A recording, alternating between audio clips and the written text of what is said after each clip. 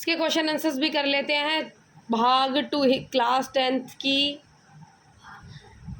10 की हिंदी की बुक भाग 2 का चैप्टर नंबर 3 देव, उसके प्रश्न उत्तर। ठीक है, तो पहला प्रश्न क्या कहता है, कवि ने ब्रजदुल्हा किसके लिए प्रयुक्त किया और उन्हें संसार रूपी मंदिर दीपक जैसा क्यों कहा गया है। मतलब ये क्या, जो कवि ने इस कहानी में, जो कवि ने ब्रजदुल्हा श्री कृष्ण जी के लिए जो है वो इस्तेमाल, मतलब श्री कृष्ण जी के लिए प्रयुक्त किया है।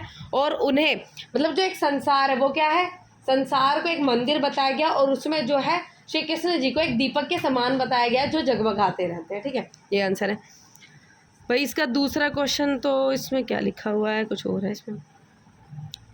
पहले सवैये में उन पंक्तियों को छांटकर लिखे जिसमें अनुप्रास और रूपक अलंकार का प्रयोग किया जा रहा है। ये तो अलंकार से रिलेटेड है, ग्रामर है।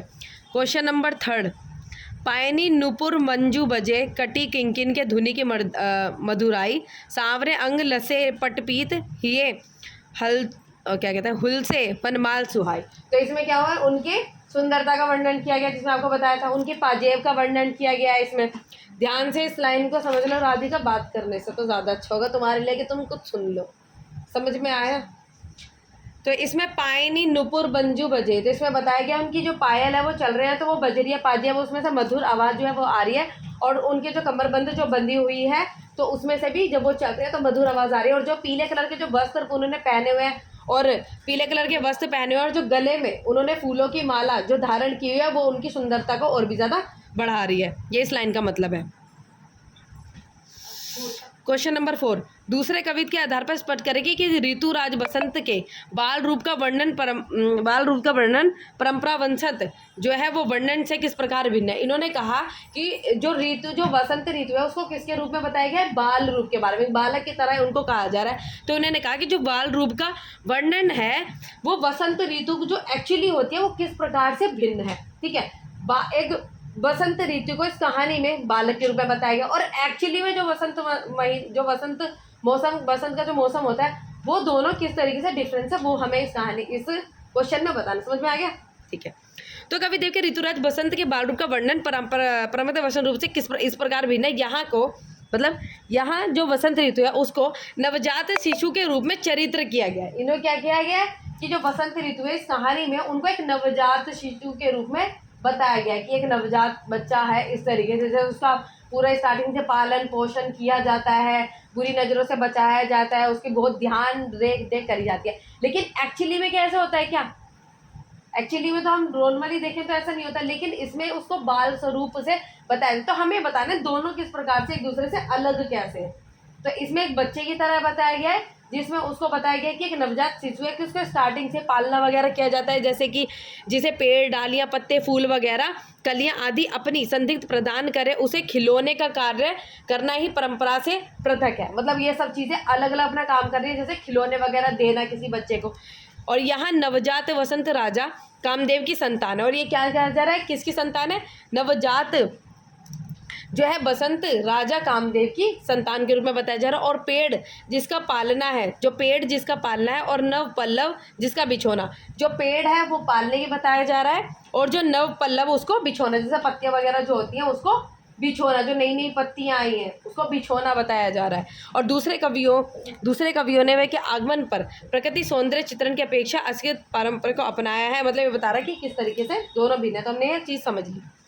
अब क्वेश्चन नंबर 5, प्रत्यय ही जगावत गुलाब चटकारी दे। तो इसका मतलब क्या है, इसका ये भाव है कि जिस प्रकार किसी शिशु को चुटकी बजा कर जगाया जाता है, ठीक उसी प्रकार गुलाब भी अपना यौवन प्रत्यकर प्रातः काल में आसपास के क्षेत्र को अपनी सुगंध से महका रहा है, जैसे वह अपनी सुगंध से बसंत रूपी नवजात शिशु को जगा रहा हो।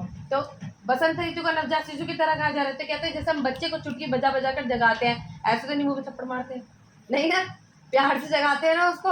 तो ऐसे ही गुलाब चुटकी बजाने का काम कर रहा है। गुलाब किसका काम कर रहा है, चुटकी बजाने का। वो चुटकी तो बजाएगा नहीं अब गुलाब, तो वो खुशबू से वो अपनी खुशबू को फैला रहा है नवजात शिशु के लिए, ठीक है, उसकी खुशबू से वो जगे इस तरीके से।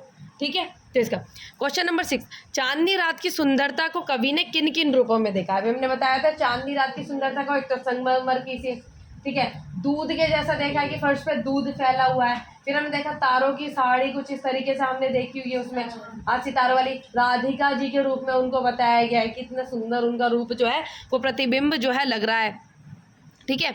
और जैसे दही के विशाल सागर में उमड़ती लहरें, ये भी बताया गया है कि दही के विशाल सागर में उमड़ती लहरें। तो चार पांच चीजें बता दी आपको, तो संगमरमर, फर्श पर दूध, दही के जैसा, और उसके बाद आपको बताया कि जैसे सितारों वाली साड़ी, इस तरीके से बताया गया है, ठीक है। प्यारी राधिका, और हाँ बहुत स्वच्छ और सुंदर, जिसे राधिका जी का प्रतिबिंब ऐसा लगता है मनोहरी। प्यारी राधिका को प्रतिबिंब करते सो लागत चंद, इस पंक्ति का भाव स्पष्ट कीजिए, ठीक है। इस पंक्ति का भाव क्या है कि पूर्णिमा की रात्रि का चंद्रमा इतना सुंदर एवं आकर्षक लग रहा है, जो आपको बताया था कि चंद्रमा जो पूर्णिमा जो रात है उसका चंद्रमा इतना सुंदर लग रहा है कि जितना अनुपम सौंदर्य से युक्त प्यारी राधिका जी का मुख है, जो प्यारी राधिका जी है उनका मुख है, इस प्रकार से वो चंद्रमा इतना सुंदर लग रहा है। इस लाइन का मतलब ये है। और इसमें और तीसरे कविता के आधार पर बताइए कि कवि ने चांदनी रात की उज्ज्वलता का वर्णन करने के लिए किन किन उपमानों का प्रयोग किया है।